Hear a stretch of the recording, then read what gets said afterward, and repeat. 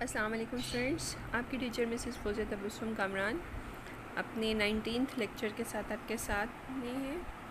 اور آپ کو جیسے پتہ ہے ہم اپنا چیپٹر انٹرنیشنل ٹریڈ پڑھ رہے ہیں۔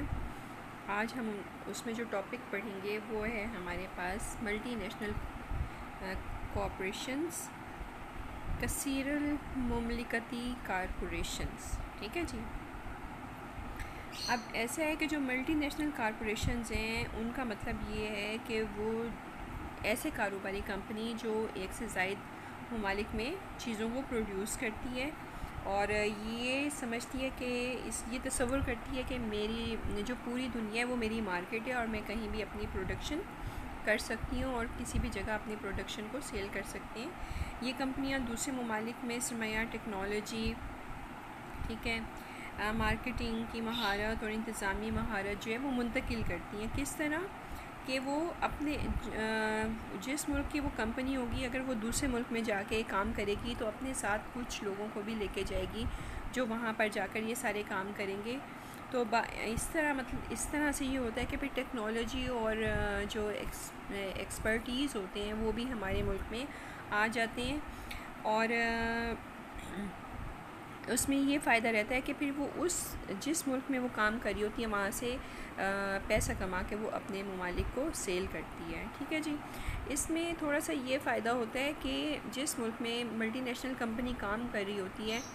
اس ملک کے لوگوں کو بھی بعض اوقات روزگار مہیا ہو جاتا ہے، اس ملک کے لوگ بھی جو ہیں کمپنی میں کام کرتے ہیں، ٹھیک ہے جی۔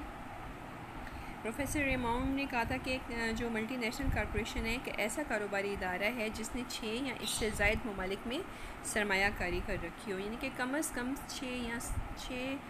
ممالک اگر اس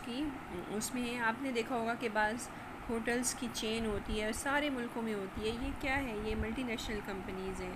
ٹھیک ہے جی۔ یہ خاص طرح کی ایک تنظیم ہوتی ہے جس میں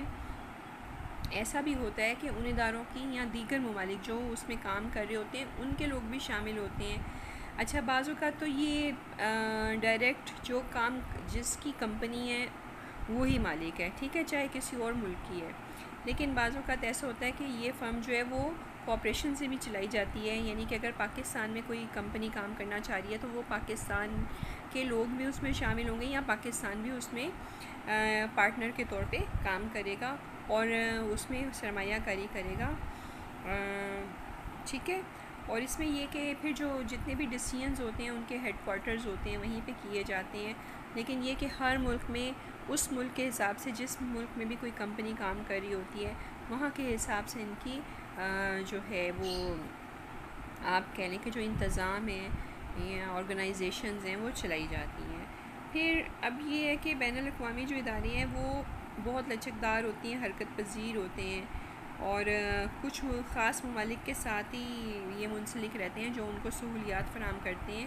یا جہاں ان کو زیادہ خام مال ملتا ہے یا پھر انہیں لیبر سستی ملتی ہے، یہ ان جگہوں پہ کام کرنا یہ کمپنیاں زیادہ پسند کرتی ہیں۔ اب یہ کہ ایڈوانٹیجز کیا ہیں اور ڈس ایڈوانٹیجز کیا ہیں، تو ظاہر ہے کہ اس کا جو سب سے بڑا فائدہ ہے کہ وسائل جو ہیں اگر کسی ایک ملک میں وسائل کم ہیں تو دوسرے ملک سے ان وسائل کو پورا کیا جا سکتا ہے اور وہ چیزیں بھی وہاں پر پروڈیوس کی جا سکتی ہیں جو اس ملک میں پروڈیوس نہیں ہوتی۔ پھر جتنے بھی ڈیولپڈ کنٹریز ہیں، غریب ممالک ہیں، وہاں ان کے وسائل کو استعمال کرنے کے لیے ان کے پاس سرمایہ نہیں ہوتا، تو یہ جو ملٹی نیشنل کمپنیز ہیں بعض اوقات یہ سرمایہ اس ملک میں آ کے کام کرتی ہیں تو ظاہر ہے ان کے وسائل بھی استعمال ہوتے ہیں، پھر ملک کی آمدنی میں اضافہ ہوتا ہے، جدید ٹیکنالوجی وہاں پر انٹروڈیوس ہو جاتی ہے۔ اگر وہ باہر کی کوئی کمپنی آ کر اگر ہمارے ملک میں کام کرے گی تو ظاہر ہے ہمارے ہاں تھوڑا بہت روزگار میں بھی اضافہ ہوگا اور کچھ ہمارے ایکسپرٹیز جو ہیں ہمارے ملک کے لوگ دوسرے ملکوں سے بھی تجربہ حاصل کر سکتے ہیں، ان کی ٹیکنالوجی کو استعمال کر سکتے ہیں، ان کی ایکسپرٹ رائے کو دیکھ سکتے ہیں، پھر ان کی استعداد کار میں اضافہ ہو سکتا ہے، اس ملک کی قوت خرید میں اضافہ ہو سکتا ہے، لوگوں کی آمدنیاں زیادہ ہو جاتی ہیں، پھر ضروریات زندگی بعض اوقات کم قیمت میں ملتی ہیں۔ آپ دیکھیں کہ بہت ساری کمپنیاں ایسی ہیں کہ جن کی چیزیں ہم استعمال کرتے ہیں اور وہ آپ یہ کہہ لیں کہ وہ امپورٹڈ ہوتی ہیں یا ہمارے ملک میں باہر کی کمپنیز بنا رہی ہوتی ہیں، تو ضروریات زندگی ایزی ہو جاتی ہیں۔ پھر بین الاقوامی طور پر کیا ہوتا ہے کہ ایک دوسرے سے تعلقات اچھے ہوتے ہیں، ممالک آپس میں مل جل کے رہتے ہیں، ایک دوسرے کے پرابلمس کو دیکھتے ہیں۔ پھر تمام جو شعبے ہیں غیر ملکی سرمایہ کاری سے فائدہ حاصل کرتے ہیں، ظاہر ہے ان کی انکم میں اضافہ ہو جاتا ہے۔ پھر جو ڈس ایڈوانٹیج ہے یا ان کا جو منفی کردار ہے، اس صورت میں یہ کہ آپ یہ دیکھیں کہ جب یہ ملٹی نیشنل کمپنیز جب کسی ملک میں کام کرتی ہیں تو وہاں پر اپنی اجارہ داری بنا لیتی ہیں، اپنے لحاظ سے کام کرتی ہیں، صرف ان بعض اوقات ان شعبوں میں کام نہیں کرتی جس شعبے میں اس ملک کی ضرورت ہوتی ہے، بلکہ وہ اپنے ملک کے حساب سے دوسرے ملکوں میں آ کر کام کرتی ہیں، اور پھر جو کچھ کماتی ہیں اس کا بہت سا حصہ جو ہے وہ ہمارے ملک سے زر مبادلہ کی شکل میں اپنے ملک میں لے جاتی ہیں، اور سرمایہ جو ہے وہ آؤٹ فلو کیپٹل ہو جاتا ہے۔ پھر وسائل کو ناجائز طریقے سے استعمال کرنا اور غلط طریقے سے استعمال کرنا، اور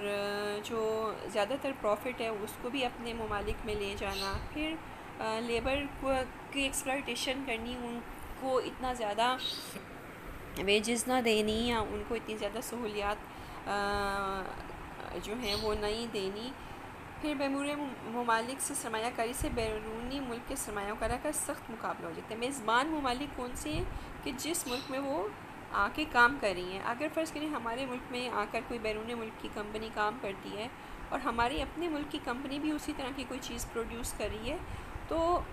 ہمارے ہاں یہ کہ نفسیاتی طور پہ بھی ہم دوسرے ملک کی چیزوں کو زیادہ پسند کرتے ہیں اپنے ملک کی چیز کی نسبت۔ تو جو میزبان ملک ہوتا ہے اس کی انڈسٹری جو ہے خراب ہونا شروع ہو جاتی ہے، تباہ ہو جاتی ہے۔ پھر یہ سیاسی اثر رسوخ استعمال کرتے ہیں، ٹیکسز اور ڈفرینٹ چارجز دینے میں یہ ہیزیٹیٹ کرتے ہیں اور ان سے جان چھڑا لیتے ہیں۔ پھر جو چیزیں بناتے ہیں ان کی قیمتیں زیادہ رکھتے ہیں، اور اس طرح سے کنزیومر جو ہیں وہ ان کی ایکسپلائٹیشن ہوتی ہے۔ پھر سماجی اور اخلاقی برائیاں بھی پھیلنا شروع ہو جاتی ہیں، اور عالمی طور پر ان چیزوں پہ کوئی کنٹرول نہیں کیا جاتا، جس سے جو میزبان ملک ہے اس میں یہ تمام پرابلمس کریٹ ہو جاتی ہیں۔ ٹھیک ہے اسٹوڈنٹس، انشاءاللہ اگلا لیکچر ہم پھر لیں گے۔ اوکے، اللہ حافظ اسٹوڈنٹس۔